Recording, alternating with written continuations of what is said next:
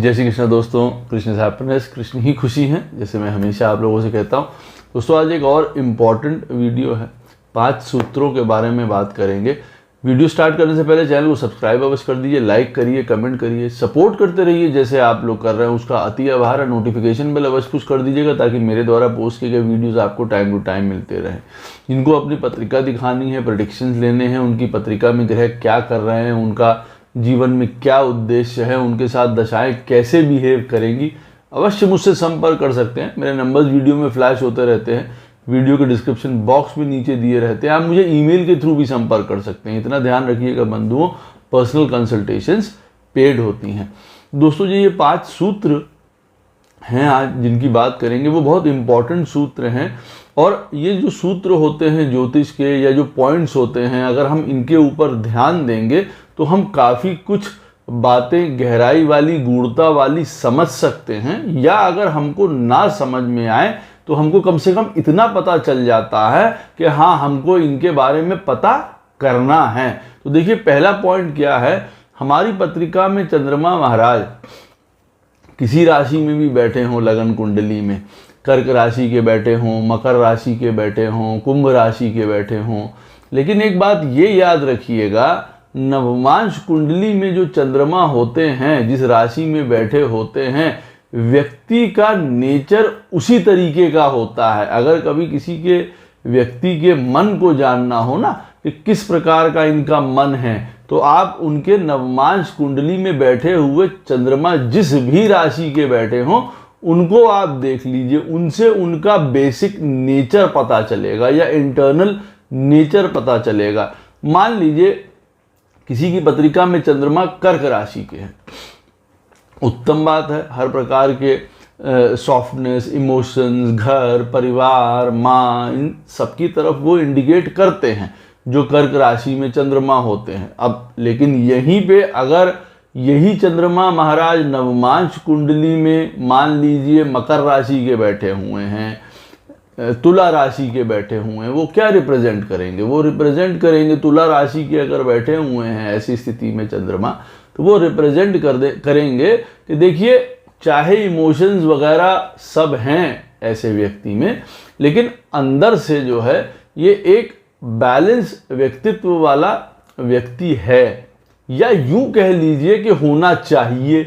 आप इससे एक ये पॉइंट भी निकाल सकते हैं कि हमारी पत्रिका में चंद्रमा जिस भी राशि में लगन कुंडली में बैठे हुए हैं और नवमांश कुंडली में जिस राशि में चंद्रमा महाराज बैठे हुए हैं, एक्चुअली में हमको उनके जैसा बनना भी पड़ता है या हम बन जाते हैं। ऐसा भी आप कह सकते हैं कि हो सकता है किसी व्यक्ति के पत्रिका में चंद्रमा मान लीजिए उदाहरण के तौर पे कर्क राशि में, जैसे मैंने आपको बताया, बैठा हुआ, और नवमांश में वो तुला राशि का बैठा हुआ है चंद्रमा उनका, तो ये भी समझना चाहिए कि उनको जीवन में, अब जैसे ये इमोशनल नेचर हो गया, बहुत ज़्यादा प्रेम वाला नेचर हो गया, लोगों के लिए एकदम से बहुत उमड़ के कर दे रहे हैं, और उसके बाद भाई उसमें प्रॉब्लम्स होती हैं। लेकिन इंटरनली उनको क्या नेचर कह रहा है कि भाई स्टेबल रहो, न्यूट्रल रहो, बैलेंस रहो हर चीज़ में।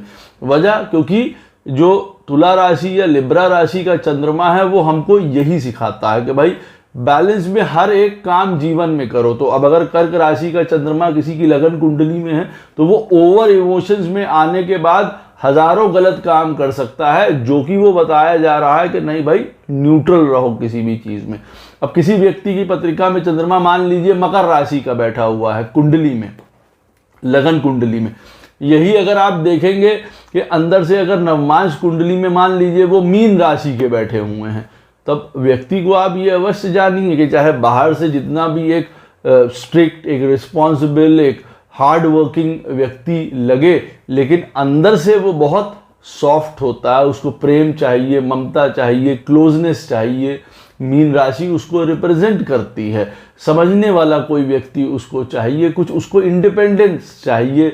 चाहे मकर राशि शो कर रही है कि नहीं बहुत ड्यूटीफुल हैं, बहुत चीज़ें, लेकिन अंदर से देखेंगे तो वो मीन राशि का चंद्रमा ये बताता है उनके बारे में कि भाई व्यक्ति कैसा है अंदर से। या आप यूं कह लीजिए कि ये एक इंडिकेशन भी होती है कि देखो मकर राशि का चंद्रमा लगन में है और मीन राशि का नवमांश कुंडली में है, तो आपको जीवन एक्चुअली में जीना है कैसे, आनंद से फ्री होके अपने इमोशंस को निकाल के जो चाहते हैं उन चीज़ों को करने में। ये नहीं कि रिस्ट्रिक्ट कर दिया, भाई मकर राशि रिस्ट्रिक्ट कर देती है व्यक्ति को, और वहीं मीन राशि जो है उसको एक्सप्लोर करने का मौका देती है, इमोशंस को दिखाने का मौका देती है, जो आनंद का स्रोत है उसको खोजने का मौका देती है, स्पिरिचुअल जाने का मौका देती है। ये बहुत इंपॉर्टेंट सूत्र है, इसको याद रखिए। दूसरा पॉइंट है वो मैरिज से रिलेटेड है कि देखिए हजारों चीज़ें मिलाई जाती हैं विवाह के समय में, कभी वो सही बन पड़ती हैं और कभी गलत भी बन पड़ती हैं। इंटरप्रिटेशन की बात है, कौन किस तरीके से उसको इंटरप्रेट अच्छे से अच्छा कर सकता है। एक सूत्र यहाँ पे है मैरिज से ही रिलेटेड, कंपैटिबिलिटी से रिलेटेड, वो बहुत इंपॉर्टेंट है, उसको ज़रूर चेक कर लीजिए क्योंकि वो बहुत मदद करता है। मान लीजिए किसी दो व्यक्तियों की पत्रिका मिलाई जा रही है और किसी व्यक्ति की पत्रिका में मान लीजिए दशा चल रही है शनि महाराज की, अब वो ख़त्म होने वाली है, शनि की दशा ख़त्म होने वाली है, उसमें मान लीजिए 6 महीने बचे हैं, और दूसरे व्यक्ति जिसके साथ जो है मैरिज का मैच होना है उनकी दशा भी कोई चल रही है, मान लीजिए उनकी बुध की दशा चल रही है और उनकी भी 6 महीने बची है दशा।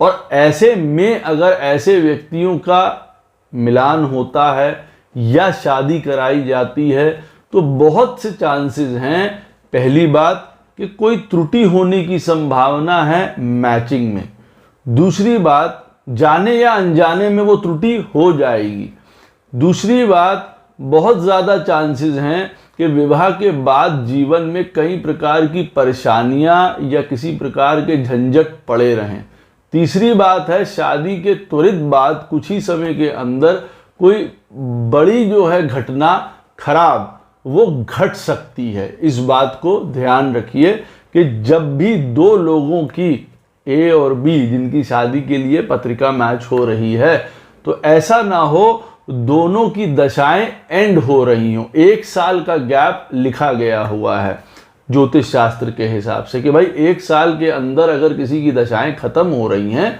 तो एडवाइजेबल नहीं है कि उस समय मैरिज की जाए, और उसी से करनी ही है अगर तो रुका जाए भाई, ताकि समय आगे बढ़ जाए। क्योंकि अगर उस टाइम में जंक्चर में करेंगे, ये एक तरीके की आप मान लीजिए संधि वाली पोजीशन है, तो उसमें प्रॉब्लम्स आने की संभावनाएं बहुत ज़्यादा है। फिर से एक बार बता रहा हूं कि अगर किसी व्यक्ति की दशा समाप्त होने वाली है, साल भर के अंदर 8 महीने की दशा बची है, 9 महीने की उसकी दशा बची है, और दूसरे व्यक्ति जिसके साथ शादी का मिलान कराया जा रहा है, मैच कराया जा रहा है, उसकी भी दशा अब कोई भी चल रही हो वो खत्म होने वाली है, उसके भी 6 महीने बचे हैं, ऐसे व्यक्तियों से विवाह या मेल मिलाप करने से बचना चाहिए। ये दूसरा सूत्र है।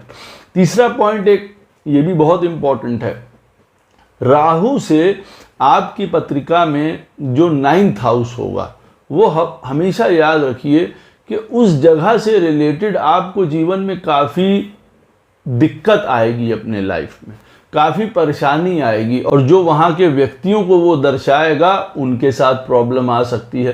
परंतु हाँ ये बात अवश्य है कि आप अपना पूरा सहयोग या पूरी जतन करेंगे कि उस घर से रिलेटेड आप हेल्प कर पाएँ। राहु से 9th हाउस प्रॉब्लम आ सकती है आपको आपके जीवन में, या उन व्यक्तियों के साथ जो वो 9th हाउस वहाँ से दर्शाता है। अब उदाहरण के तौर पे किसी की पत्रिका में राहु 11th हाउस में बैठा हुआ है, बहुत उत्तम है, बढ़िया है, वहाँ से अगर आप 9th देखेंगे तो वो आ जाता है 7th। अब मैरिज को लेके जीवन में देखिए प्रॉब्लम हो सकती है, लाइफ पार्टनर के साथ प्रॉब्लम हो सकती है, बिजनेस पार्टनर्स के साथ प्रॉब्लम हो सकती है हमको हमारे जीवन में, जबकि हम पूरी कोशिश करेगा, ऐसा व्यक्ति पूरी कोशिश करेगा कि वो अपना सहयोग दे पाए या दे, लेकिन दूसरी स्थितियां बताएंगी कि उसके वो सहयोग जो देगा वो एक तरीके से एक्सेप्ट किया भी जाएगा कि नहीं किया जाएगा। इससे हमको एक और बात देखिए यहाँ पे पता चल जाती है कि अब जैसे मैंने आपको बताया कि राहु 11th हाउस में किसी का बैठा हुआ है, वहाँ से 9th हाउस जो हो गया वो 7th हो गया, तो मैरिज से रिलेटेड, बिजनेस से रिलेटेड कई प्रकार की प्रॉब्लम जीवन में व्यक्ति को आ सकती हैं। अब ऐसी स्थिति में अगर आपकी पत्रिका में 7th हाउस का लॉर्ड खराब स्थिति में बैठा हुआ है, 7th हाउस में मेलेफिक प्लैनेट्स बैठे हुए हैं, तब अवश्य इस बात को उस चीज का सूचक मानना चाहिए कि हाँ प्रॉब्लम आएगी ही आएगी। तो उसके लिए उपाय करना बहुत ज़्यादा आवश्यक हो जाता है। पत्रिका के हिसाब से कौन सा लगन है, राहु कौन सी राशि में बैठा हुआ है, कहाँ देख रहा है, बहुत इंपॉर्टेंट हो जाता है। अब किसी की पत्रिका में राहु 8th हाउस में बैठा हुआ है मान लीजिए, वहाँ से 9th हाउस बना 4th, अब वो 4th हाउस को देख रहा है, तो माता जी के जीवन में प्रॉब्लम्स हो सकती हैं, माता जी के साथ प्रॉब्लम हो सकती हैं, हेल्थ इश्यूज हो सकते हैं, कई प्रकार के। व्यक्ति अपना पूरा सपोर्ट देने की कोशिश करता है, लेकिन कई बार कई वजहों की वजह से वो दे नहीं पाता है, दूर है, खुद सक्षम नहीं है, कई चीज़ों को लेके खुद अपनी प्रॉब्लम्स में घिरा हुआ है, तो एक तरीके से वो मदद नहीं कर पा रहा, जबकि वो चाहता है कि मैं सपोर्ट करूं, किसी ना किसी प्रकार की मदद करूं। और 9th हाउस, राहु से 9th हाउस बहुत इंपॉर्टेंट है, इस बात को ध्यान रखिएगा। जहां पे भी राहु आपके बैठे हैं वहां से 9th हाउस चेक कर लीजिएगा, वहां से प्रॉब्लम्स होने की संभावना है आपके चार्ट में। और अगर वहां से 9th हाउस बिगड़ा हुआ है तब आप इसको पक्का मान के चलिए कि हाँ वहाँ पे किसी ना किसी तरीके की प्रॉब्लम आएगी ही आएगी। अब जैसे मैंने आपको उदाहरण दिया कि राहु आपका 8th हाउस में बैठा हुआ है, वहाँ से 9th हो गया 4th, वहाँ पे प्रॉब्लम आने की संभावना है। अब पता चला वहाँ पे शनि मंगल बैठे हुए हैं, मंगल महाराज बैठे हुए हैं, तो अवश्य आप जान के रखिए कि जो घर का सीन है, घर का सिनेरियो है, प्रॉपर्टी है, ब्रदर्स हैं, भाई हैं, मंगल वहाँ पे अगर बैठा हुआ है तो घर में किसी न किसी प्रकार का कोई द्वंद्व है, लड़ाई झगड़ा है, परेशानी है, ये सब होने की संभावना बहुत ज़्यादा यहाँ पे फिर बढ़ जाती है, इस बात को ध्यान रखिएगा। एक और सूत्र यहाँ पे देखिए, आपकी पत्रिका में नवमांश कुंडली में 3rd हाउस में जो भी प्लैनेट बैठा होता है वो इंडिकेट करता है आपको कि आप जीवन में कौन से प्रोफेशन की तरफ बढ़ सकते हैं। तो आप उसको ऐसा भी कह सकते हैं इनडायरेक्टली वो आपके प्रोफेशन, करियर, बिजनेस, इन सारी चीज़ों में मदद करने वाला प्लैनेट होता है। नवमांश कुंडली के 3rd हाउस में बैठा हुआ प्लैनेट वो आपको मदद करेगा हमेशा, क्योंकि उसमें एक दो पॉइंट्स हैं। पहला, आप हो सकता है उस वाले प्लैनेट से रिलेटेड आपको खुद ही नेचुरल स्किल हो, आप एक्सपर्ट हैं जी उस चीज़ में, चाहे आपने उसके बारे में पढ़ा नहीं है तो भी आपको बहुत उत्तम तरीके से वो आता है। मान लीजिए किसी की पत्रिका में नवमांश कुंडली में 3rd हाउस में बुध बैठा हुआ है, तो किसी भी प्रकार का writing, communication, shares, stock, finances, business, इन सब में नेचुरल एबिलिटी उसको, व्यक्ति को स्वयं महसूस होगी ही होगी कि हाँ हमको इन सारी चीज़ों का ज्ञान है, चाहे हमने इनके बारे में कभी भी नहीं पढ़ा है तो भी उसको ये लगेगा, और ऐसा होता भी है। इसीलिए नवमांश कुंडली में जो 3rd हाउस में प्लैनेट बैठा हो उससे रिलेटेड भी अगर आप अपने करियर की चॉइस करते हैं, प्रोफेशनल चॉइस करते हैं, तो वो आपको सदैव मदद करेगा। इसी के साथ एक और पॉइंट है कि नवमांश कुंडली में 3rd हाउस में जो भी प्लैनेट बैठा हुआ है उससे रिलेटेड अगर आप स्किल गेन करते हैं, अगर आप उसमें एक्सपर्टीज गेन करते हैं,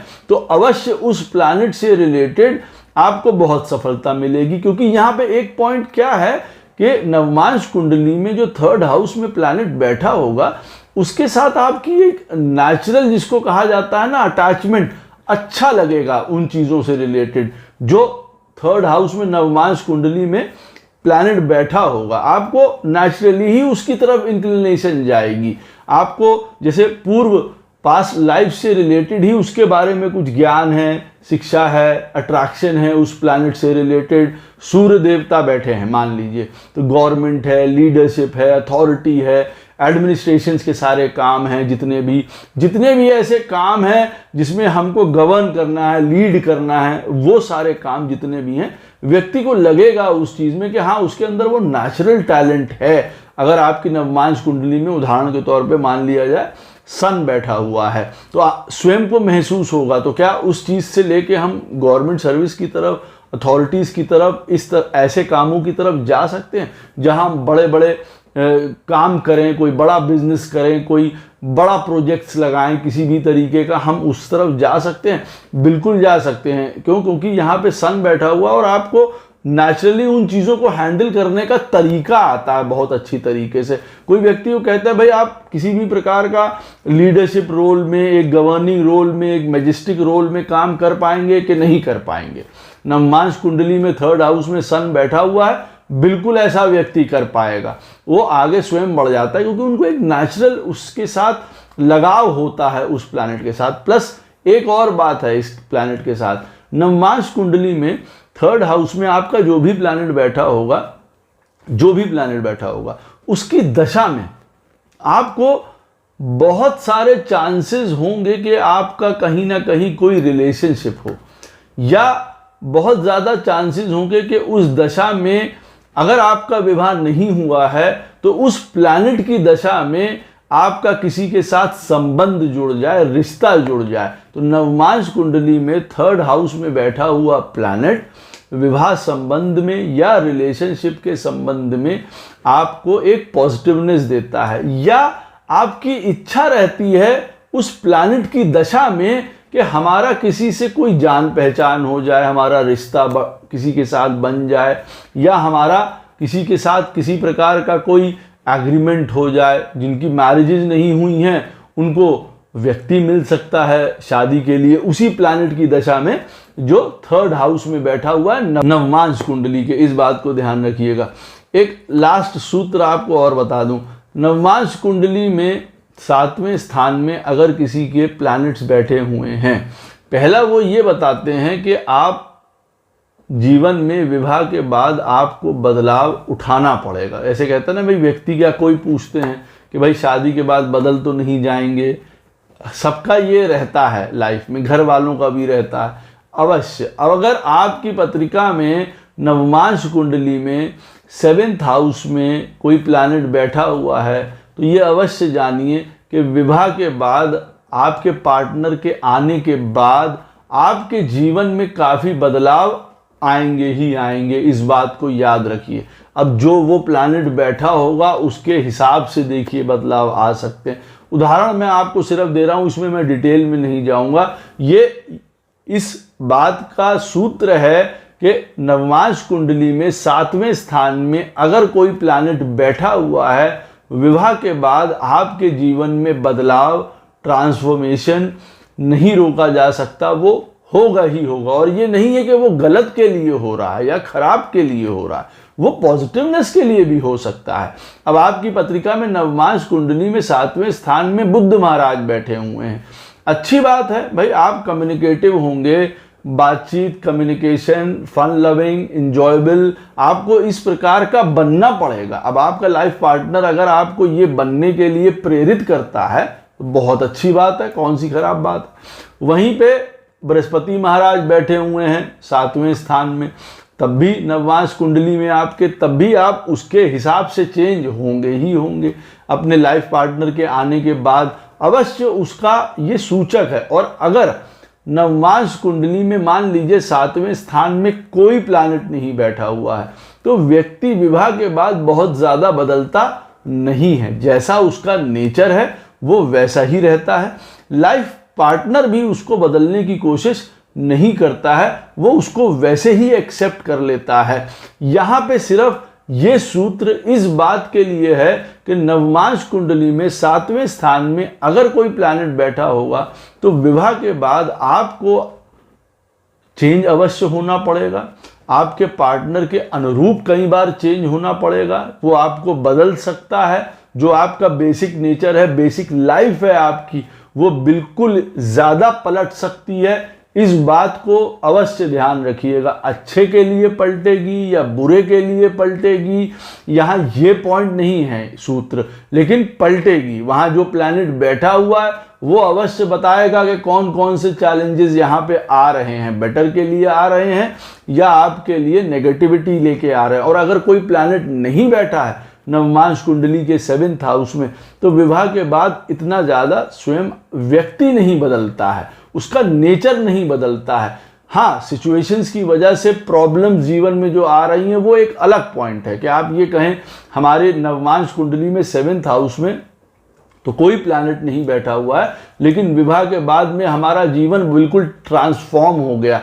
वो उसकी दूसरी वजह है, देखिए, जो ट्रांसफॉर्म हो सकता है, लेकिन यहाँ पे बात हो रही है आपका बदलना, आप कैसे हो जाएंगे उस चीज की ओर यहाँ पे रिलेट हो रहा है। तो वहां पे नवमांश में 7th हाउस में प्लैनेट होना जरूरी है। आशा करता हूं ये सूत्र आपको बहुत मदद करेंगे अपने स्वयं को जानने के लिए भी और अपने आगे लाइफ पार्टनर को पहचानने के लिए भी। कोई भी प्रश्न हो इस वीडियो से संबंधित अवश्य मुझसे कमेंट सेक्शन में पूछ सकते हैं, कोशिश करूंगा उसका उत्तर आपको अवश्य प्रदान करूं।